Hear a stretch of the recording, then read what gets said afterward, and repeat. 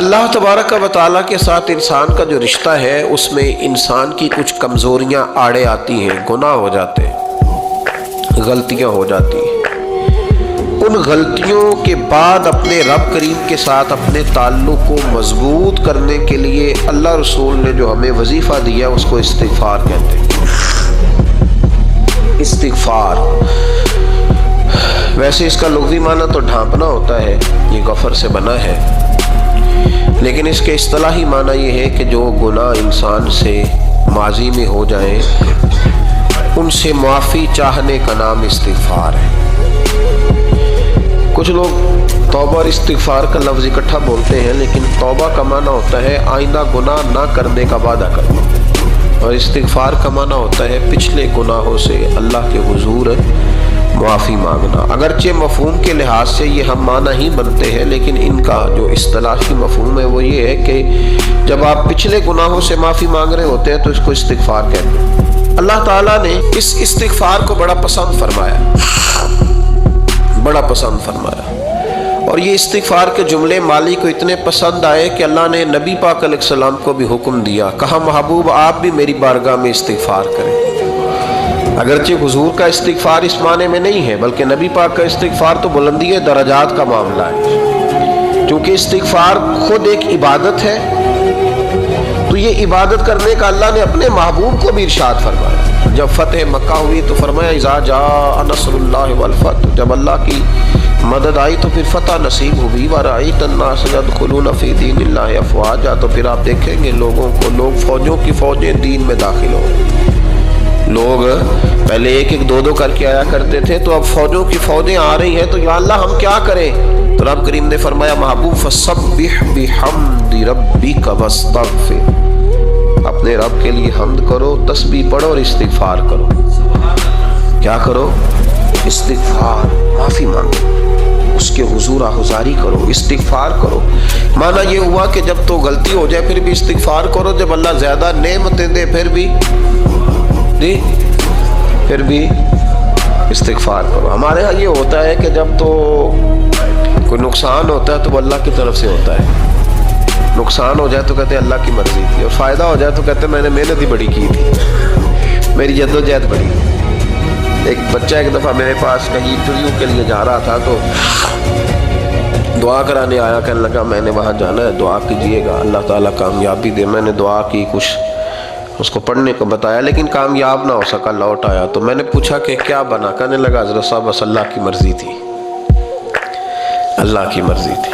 پھر ایک دفعہ گیا تو اللہ کی مرضی تھی، تیسری دفعہ گیا کامیاب ہو گیا۔ تو بھئی اب کیا بنا؟ کہنے لگا جی جب میں داخل ہوا تو اس نے جاتے ہی مجھ سے پوچھا سب سے پہلا سوال یہ کہ تمہیں جنرل نالج کی بھی کچھ معلومات ہے یا شعبے کے آدمی ہو؟ تو میں نے کہا جناب پوچھیے۔ تو انہوں نے پاکستان کا حدود اربہ پوچھا تو میں نے فٹافٹ بتا دیا۔ پھر انہوں نے مجھ سے پوچھا کہ یہ جو مینار پاکستان ہے اس کی تجویز کس شخص نے دی تھی؟ تو میں نے فٹافٹ اس کا بھی نام بتا دیا۔ پھر شارٹ ہینڈ کے ایک دو سوالات اس نے کیے تو وہ بھی میں نے بتا دیے، تو الحمدللہ کامیاب ہو گیا۔ میں نے کہا بیٹے جب تو ناکام ہوا تھا تو اللہ کی مرضی تھی، اور کامیاب ہوا ہے تو میں لگا دیے، اب اللہ کی مرضی کدھر گئی؟ یہ اتنا بڑا نقص ہے انسانی فطرت کا، اتنی بڑی کمزوری ہے کہ معاذ اللہ تعالی ہم کمزوریاں قدرت کے کھاتے میں ڈال دیتے ہیں، اور ناکامیاں قدرت کے کھاتے میں، اور کامیابیاں کیا تماشا۔ حالانکہ ہونا یہ چاہیے تھا کہ جہاں انسان کمزور پڑے تو کہے میری غلطی تھی، میری غلطی تھی۔ صوفیاء یہ سبق دیتے ہیں، اللہ کے بندے یہ پیغام دیتے ہیں کہ جب تو کہیں ناکام ہو جائے تو سمجھ جائے یہ تیری، اور جب تو کامیاب ہو جائے تو سمجھ رہے اللہ راضی ہو گیا تھا، اللہ نے رحمت کر دی، اس نے فضل کیا۔ تو یاد رکھیں استغفار کئی چیزوں پہ استغفار ہوتا ہے، کئی چیزوں پہ، اور استغفار کا نفع ملتا ہے۔ کیا نفع ملتا ہے؟ وہ سورہ نوح کی آیت نمبر 10، 11 اور 12 میں اللہ نے بیان فرمایا کہ استغفار صرف گناہ سے معافی چاہنے کا نام نہیں، بلکہ استغفار کا تمہیں فائدہ ملے گا۔ کیا؟ رب فرماتے ہیں فَقُلْ تُسْتَغْفِرُوا رَبَّكُمْ۔ جب حضرت نوح کی قوم قحط کا شکار ہو گئی، آزمائشیں آ گئیں، تو آ کے حضرت نوح سے کہنے لگے اب ہم کیا کریں؟ تو کیا کہا حضرت نوح نے؟ فرمایا فَقُلْ تُسْتَغْفِرُوا رَبَّكُمْ، آپ نے فرمایا اپنے رب سے استغفار کرو، اپنے رب سے۔ انہوں نے قحط کی بات کی، انہوں نے کہا کہ کھیتیاں اجڑ گئی ہیں, بارش نہیں ہو رہی, قحط کی بات کی. آپ نے کیا کہا؟ استغفار کرو, کیونکہ انہو کان غفارا, بے شک اللہ بڑا ہی بخشنے والا. وہ کیا کرے گا؟ یرسل السماء علیکم مدرارا, وہ تم پر موسلا دار بارش برسائے گا. جب تم استغفار کرو گے تو اللہ موسلا دار بارش برسائے گا. وَيُمْدِدْكُمْ, اور وہ تمہاری مدد کرے گا.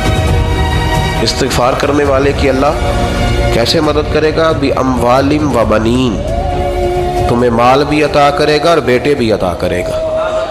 بارش بھی دے گا استغفار کرنے والے کو, اور مال اور اولاد سے اس کی مدد بھی کرے گا. وَيَجْعَلْ لَكُمْ جَنَّةٍ وَيَجْعَلْ لَكُمْ أَنْهَارًا, اللہ تمہیں جنت بھی عطا کرے گا اور تمہیں نہریں بھی عطا فرمائے گا. تمہارے لیے جنت بھی بنائے گا, انہار بھی بنائے گا. توبہ کا, استغفار کا تمہیں یہ فائدہ ملے گا. ایک استغفار, ہمارے بزرگوں نے وہ لکھا ہے کہ جب انسان کو اللہ نعمتیں دیتا ہے تو پھر رب کا حکم ہے کہ اس پر شکر بھی کرے. نعمتوں پر اللہ کا شکریہ نہ کرنے پر بھی استغفار کرنا چاہیے. اے اللہ تو نے بڑا کچھ دیا تھا پر میں شکر ادا اس پر بھی. ہمارا تو اب یہ حال ہے کہ جو ہمارے پاس چیزیں ہیں وہ ہم کہتے ہیں یہ تو میرا حق تھا, لیکن جو نہیں وہ مجھے فٹافٹ ملنی چاہیے. مطلب اگر میرے پاس صحت ہے تو اس کو میں اپنا حق سمجھ لیتا ہوں کہ یہ تو میرا, یہ چونکہ ٹھیک ہے جی, یہ تو صحیح ہے, تندرستی ہے, یہ تو ٹھیک ہے, لیکن کار کوئی نہیں, وہ ذرا مل جانی چاہیے. اولاد تو میرے پاس ہے, وہ تو میرا حق تھا, میرا رائٹ تھا, معاذ اللہ وہ تو ہم نے حق بنا لیا. اور میرے پاس بنگلہ کوئی نہیں, وہ مجھے فٹافٹ مل جانا چاہیے. بھئی یہ کس طرح تیرا حق تھا, کس حساب سے؟ یعنی جو چیزیں ہیں ان کو سنبھالنے کی فکر نہیں ہے, اور جو نہیں ہے ان کے طلب کی فکر لگی ہوئی ہے.